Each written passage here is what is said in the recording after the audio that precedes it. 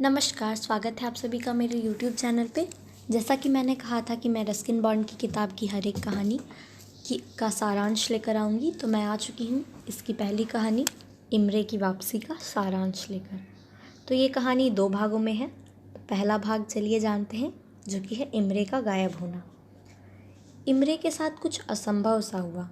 एक ही दिन वो बिल्कुल ही अच्छा खासा जिंदा था, अपना काम कर रहा था, खुश था और अपने दोस्तों के साथ था, और अगली ही सुबह वो नहीं था और किसी भी तरह का खोज ये नहीं पता कर सकती थी कि वो कहाँ गया, वो बस नहीं था।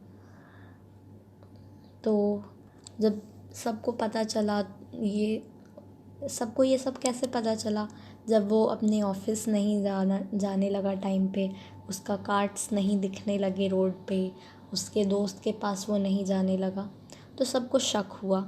और चूँकि वो इंडियन गवर्नमेंट का किसी अच्छे पोस्ट पे था, तो सब ने सोचा कि इसकी खोज की जाए।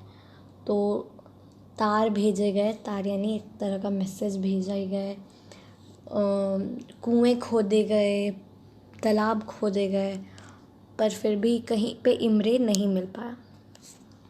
जो इमरे के बॉस थे और उसके ऊपर के जो भी पुलिस ऑफिसर्स थे, उसने इमरे की माँ को वाकया बताते हुए एक लेटर लिखा कि इमरे जो है वो गायब हो गया है और उनका सारा सामान जो है वो बेच दिया गया और उनका इकलौता बंगला जो था वो खाली था।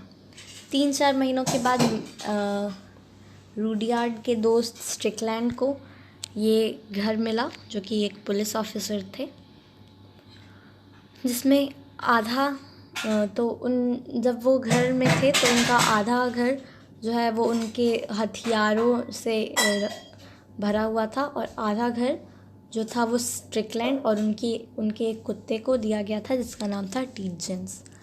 ऑथर कहते हैं कि उन्हें लगता है कि वो कुतिया थी वो शायद, तो वो जो कुतिया थी वो 2 आदमियों के भर का खाना वो अकेले खा जाती थी और वो स्ट्रिकलैंड से काफ़ी लगाव रखती थी।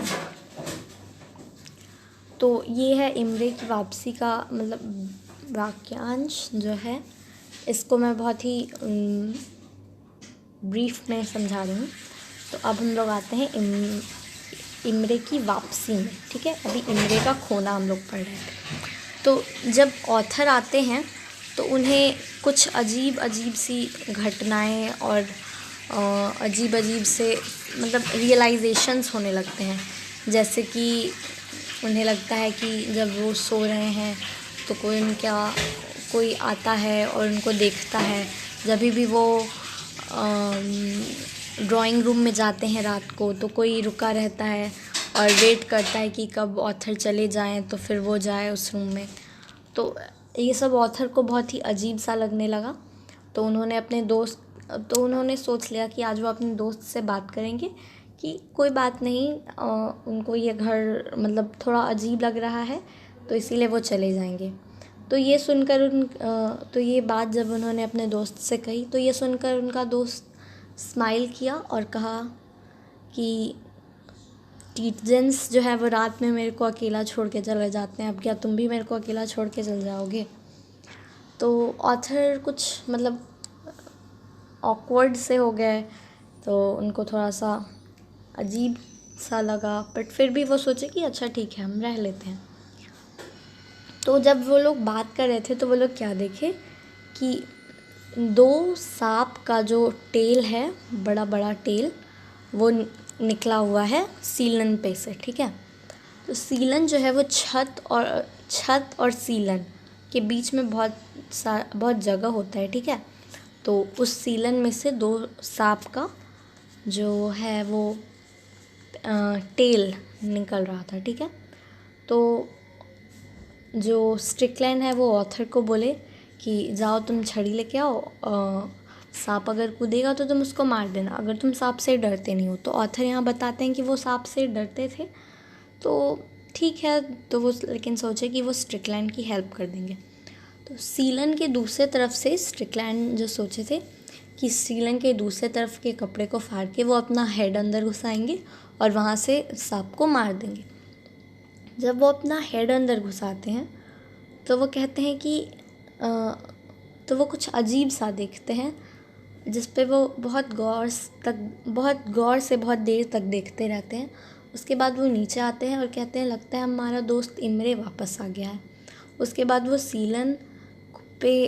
सीलन का जो कपड़ा है वो फाड़ते हैं और इमरे की जो बॉडी होती है वो गिर जाती है। तो उनके जो दोस्त हैं, मतलब जो ऑथर हैं, वो बहुत ही शॉक हो जाते हैं कि ये क्या हो गया। तो अब इस स्टोरी में आगे क्या हुआ है ये हम आपको अगले पार्ट में बताएंगे। ठीक है, बाय बाय।